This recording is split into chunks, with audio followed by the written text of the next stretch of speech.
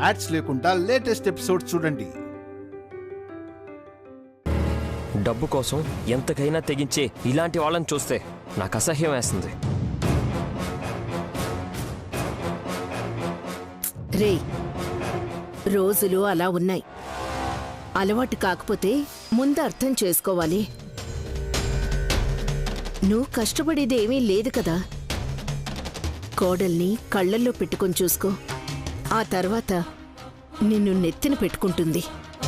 Excuse me, బిడ్డ పుట్టినా ఎవరికి పుట్టారని నేను సంబరపడాలి?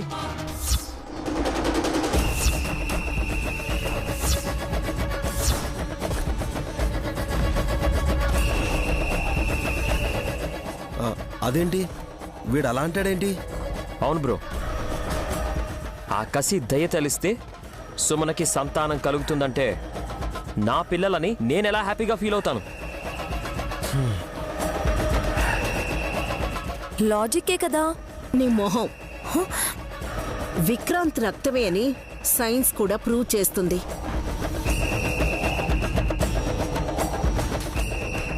పిచ్చి ఆలోచనలకు పోయి వస్తున్న వరాన్ని కాలరాయకండి. నేనైతే ఆ బిడ్డ నా బిడ్డ కాదనుకుంటున్నానమ్మా.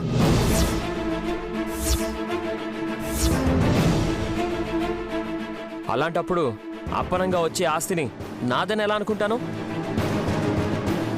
మీరు వద్దనుకుంటే మీ దురదృష్టాన్ని ఎవరూ ఏమీ చేయలేరు. విడిపోతారా ఏంటి మీరు? ఏయ్, దగ్గరుండి విడాకులు ఇప్పించేలా ఉన్నావు కదే. మనం ఎలాగో తీసుకోలేకపోతున్నాం కదండి. అలాగని ఒక జంటని విడగొట్టేస్తావా? బ్రో, మేము డివోర్స్ తీసుకోవాల్సిన అవసరం లేదు. పుట్టబోయే బిడ్డనే నాది కాదు, నాకు అక్కర్లేదు అని అనుకుంటున్నప్పుడు ఆస్తిని కూడా పక్కన పెట్టేస్తాను.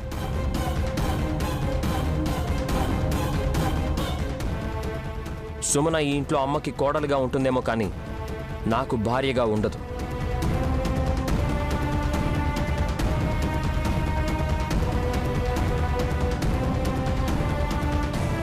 ఏయ్, నువ్వేం చెప్పి వాడిని రూంలోకి తీసుకొచ్చావే? ఇది మరీ బాగుందత్తయ్య. విక్రాంత్ ఆవేశంగా ఇటు వస్తూ ఉంటే ఏంటో అని ఫాలో అయ్యాను. అది కూడా తప్పేనా? వాడలా మాట్లాడుతున్నప్పుడు అడ్డు చెప్పట్లేదంటే సుమనకు వాడు దూరం అవ్వడం నీకిష్టమనే కదా? అత్తయ్య, ఏం పర్వాలేదు. నాకు కాపురం చేయాలన్న ఆసక్తి లేదు. కోర్టులు వస్తే చాలు.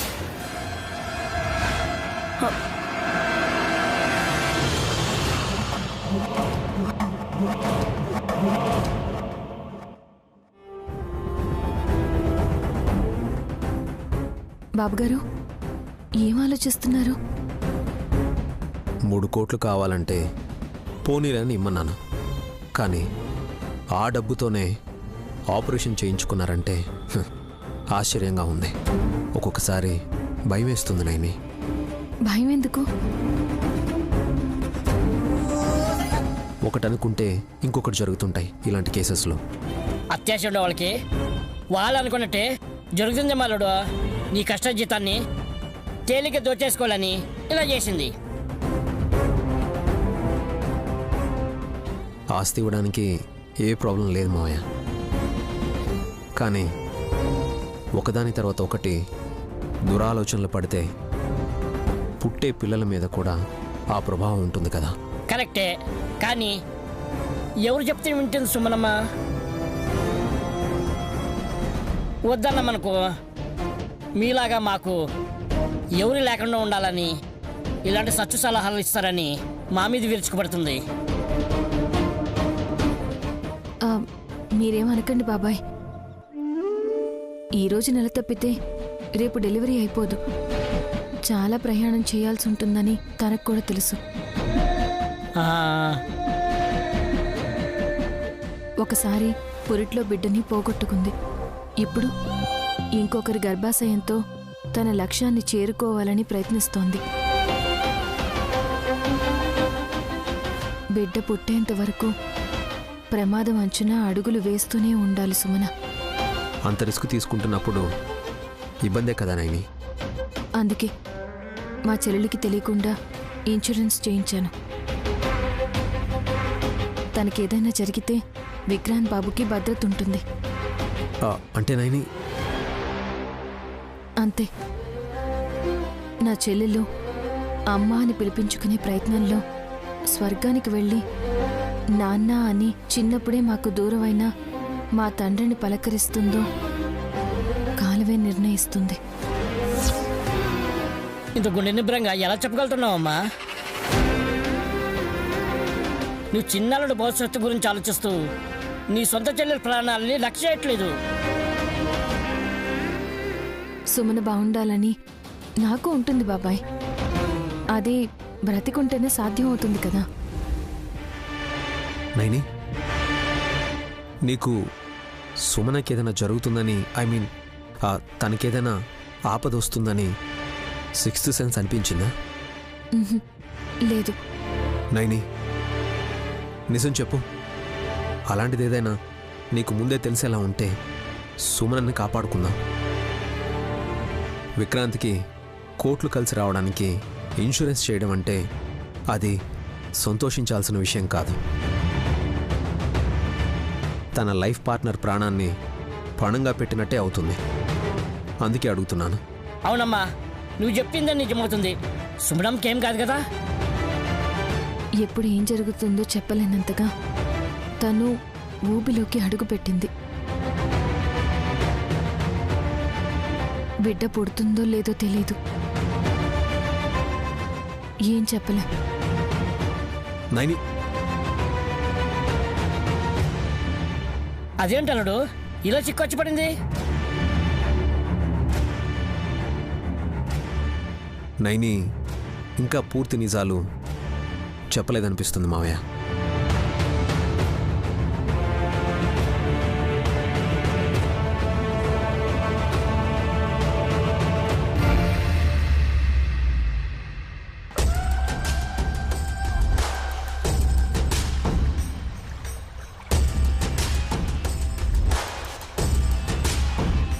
ఏంటదిరా, పండక్కి చేసే పిండి వంటలతోనే సరిపెడతావా ఏంటి?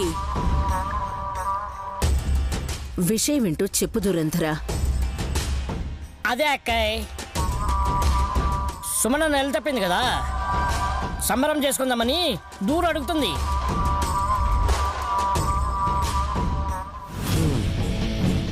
మీకు కలగని భాగ్యం తనకు కలిగితే మీరు గెంతులేస్తున్నారండి మావయ్య. ఎంకరేజ్మెంట్ అల్లుడు. అలా చెప్తే అర్థం కాదండి వదినా. సూటిగా చెప్పేస్తాను విను. పెద్దొదిన గాయత్రీదేవి పునర్జన్మెత్తిందని, అక్కడుంది ఇక్కడుందని నైని విష్ ఊరిస్తూ చెప్పడమే తప్ప ఇప్పటి వరకు ఇంటికి తీసుకురాలేదు.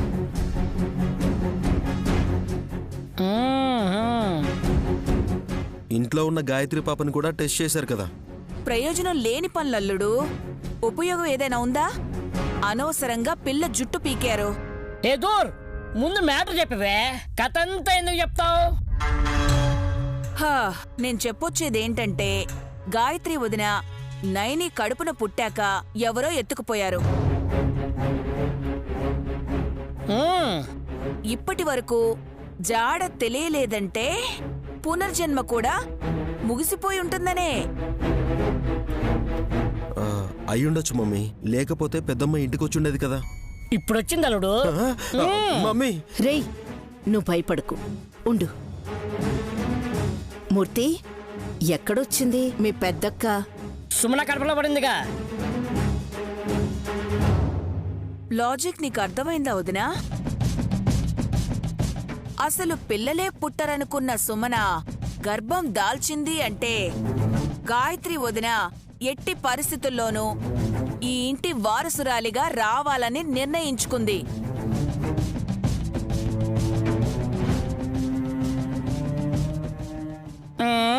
అందుకే సుమనమ్మ ప్రెగ్నెంట్ అయింది. పార్టీ ఇవ్వాలొదినా నువ్వు. చిన్నల్లుడు కూడా తండ్రి అయ్యాడు కదా. వాడిని అడుక్కోపోండి, మమ్మల్ని అడుగుతారెందుకు? మా మమ్మీ ఏమైనా నెల తప్పిందా ఏంటి? అరే రేయ్, నెల తక్కువ వెధవా, నువ్వు నోరు మూసుకొని ఉంటావా? దురంధర, పావనమూర్తి, మీరన్న దాంట్లో నిజం లేకపోలేదు. వీలు చూసుకుని ఘనంగా సంబరాలు జరుపుకుందాం. అలాగే వదినా. అక్కయ్ మాట అంటే మాటే. ఏ దూర్ పదవే. దురంధర, ఆ? ఒక్క నిమిషం. గాయత్రక్కనే సుమన కడుపున పుట్టబోతోంది అన్న విషయాన్ని ఇంట్లో వాళ్ళందరికీ చెప్పకండి. ఇంట్లో సీక్రెట్ ఏముంది అక్కయ్? దిష్టి పెడతారని చెప్తున్నాను మూర్తి.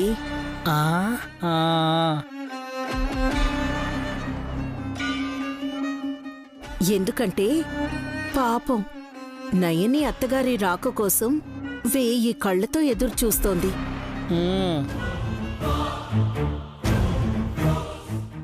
విశాలేమో కన్నతల్లిని మళ్ళీ ఒకసారి కళ్ళారా చూడాలని తప్పించిపోతున్నాడు.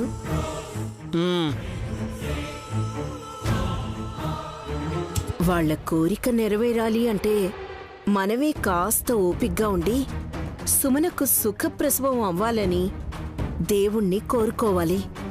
ఓహో, కరెక్ట్ వదినా. ఎవ్వరికి చెప్పాం. ఏమండి, మీరు కూడా చెప్పకూడదు. నేనెప్పుడో మర్చిపోయా. డెలివరీ అయ్యాకే చెప్తా. పదండి.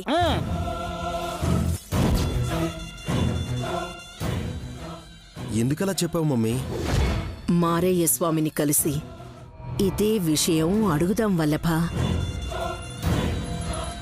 నిజంగా గాయత్రీదేవి సుమన గర్భాన్ని ఆశ్రయించిందంటే మనం ఏం చేయాలో అదే చేయాలి. అర్థమైంది mummy. Take it easy policy అన్నమాట.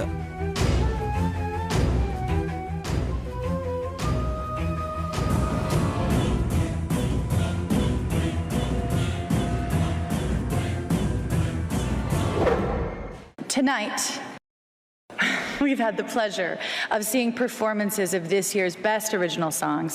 Once again,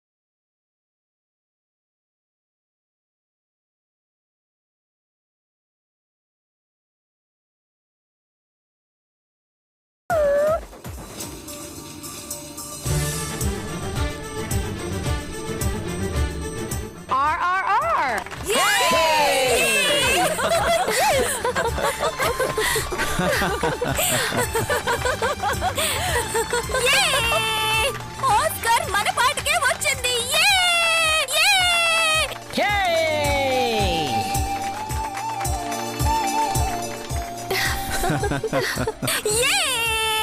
ఆస్కార్ మన పాటకే వచ్చింది.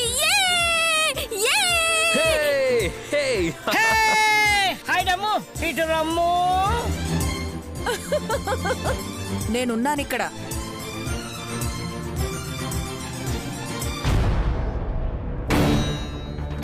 రండి స్వామి. పగటిపూట నన్ను తీసుకురావడం నీకు ఇబ్బంది కలుగుతుందేమో వల్లభా. రాత్రంతా నిద్రే పట్టలేదు స్వామి. మా మరదల సుమన కడుపున పడ్డది గాయత్రి పెద్దమ్మనా కాదా అని మీరు తేల్చేయాలి. పునర్జన్మనెత్తిన గాయత్రీదేవి పసిపాపగా ఉన్నప్పుడు ప్రాణం వదిలితే ఆత్మ మళ్లీ గర్భాన్ని ఆశ్రయిస్తుంది. ఆ విషయం నీకు తెలుసు. నయనికి కాన్పవగానే పిల్లని ఎత్తుకుపోయి నడి రోడ్లో వదిలేశాడు ఆ జీవం. 6 నెలలు దాటిపోయినా ఆచూకీ లేదు అనంటే మా పెద్దమ్మ పుటుక్కుమని సుమన ఏదో గుటుక్కుమన్నట్టు మళ్లీ తను నెలతప్పింది అని మా అనుమానం. పరీక్షిస్తే గాని అసలు విషయం తెలుసుకోలేం వల్లభా. అందుకే కదా స్వామి మిమ్మల్ని ఆగ మేఘాల మీద తీసుకుని వచ్చి మా మమ్మీని ఆశ్చర్యానికి గురిచేయాలనుకున్నాను. అంటే నేనిక్కడికొచ్చినట్టు తిలోత్తమకు కూడా తెలియదా? లేదు, తెలీదు. నాకు బుర్ర లేదని అప్పుడప్పుడు తిట్టే మా మమ్మీ ఇప్పుడు మెచ్చుకుంటుంది. నిజంగా నువ్వు అమాయకుడి వల్లభ. మీ అమ్మ మనసులో ఏముందో తొందరపడి నన్నిక్కడికి రప్పించావనుకుంటున్నాను. అలాగే అనుకోండి. మా మమ్మీకి ఫోన్ చేసి బయటికి రమ్మంటాను.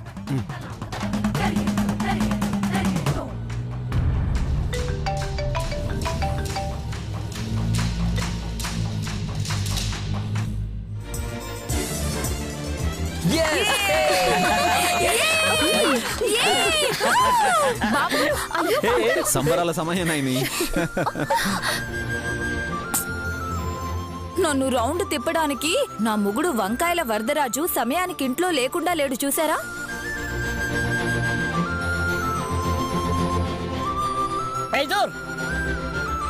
నీ కాలంతా అయిటున్నాను, నీ చేపట్టుకొని తిప్పలేను కానీ నువ్వు ఒకసారి తిరిగివే. ఇలాగేనా? అలాగే.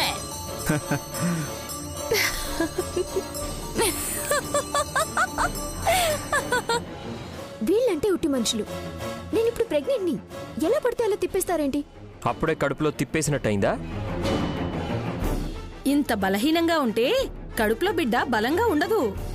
నువ్వు నోరు మూసుకోడమ్మక్క. నీలాంటి వాళ్ళనేది జరిగితే నాకే నష్టం. అది మంచిదేగా.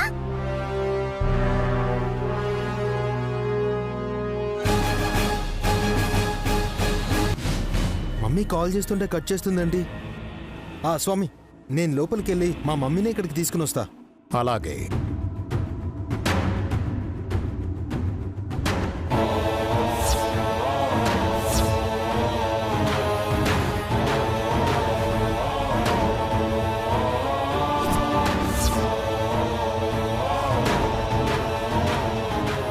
కృష్ణరాతిని ఇక్కడ తెచ్చిపెట్టిందెవరు? ఏం చేద్దామని? ఇది ఇక్కడికొచ్చిందంటే ఒక ప్రాణం పోతుంది, ఇంకొక ప్రాణం వస్తుంది. తిలోత్తమకి ఈ రాతి గురించి తెలిసే ఇక్కడ ఉండనిచ్చిందా? Not salsa, not ఫ్లమె.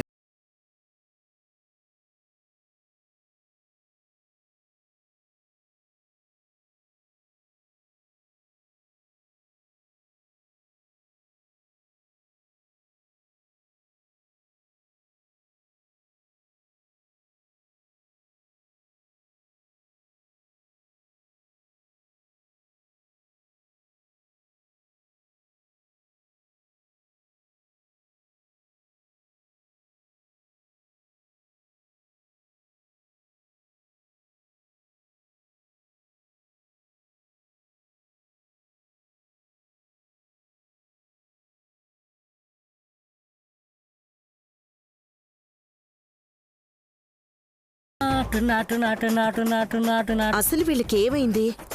Oscar award వచ్చిందని గాల్లో తేలిపోతున్నారత్తయ్య. మన ఇంటికి ఏమైనా వస్తుందా? దేశానికి వచ్చింది, వీళ్ళకి ఊపొచ్చింది. నా పాట చూడు, నా పాట చూడు, నా పాట చూడు. నాటు నాటు నాటు నాటు నాటు నాటు వీర నాటు. నాటు నాటు నాటు నాటు నాటు నాటు ఊర నాటు. నాటు నాటు నాటు గడ్డ పారలాగా చెడ్డ నాటు. నాటు నాటు నాటు ఉక్క పోతలాగా తిక్క నాటు. నాటు నాటు నాటు నాటు నాటు నాటు ఊర నాటు. నాటు నాటు నాటు పచ్చి మిరపలాగా పిచ్చ నాటు. నాటు నాటు నాటు విచ్చు కత్తిలాగా వెర్రి నాటు.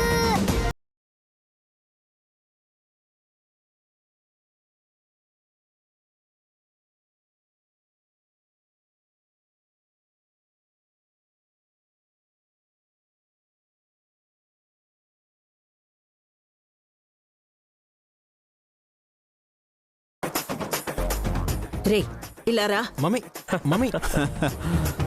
సూపర్ శివ, అదరగొట్టేశావు. Thank you, thank you. నాయని పాపను.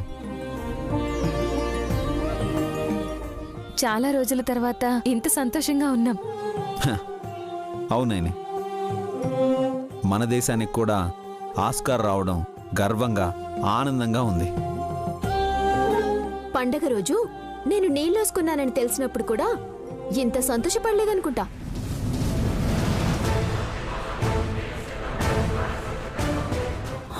నువ్వు రోజు నీళ్లు పోసుకుంటావు కదా చెల్లి. తనన్నది కడుపొచ్చిన సంగతే తిక్కల బక్కమ్మ.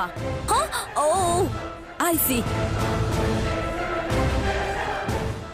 నీ శ్రీమంతానికి ఇంతకన్నా ఎక్కువ చిందులు వేస్తున్నామ్మా సుమనమ్మ.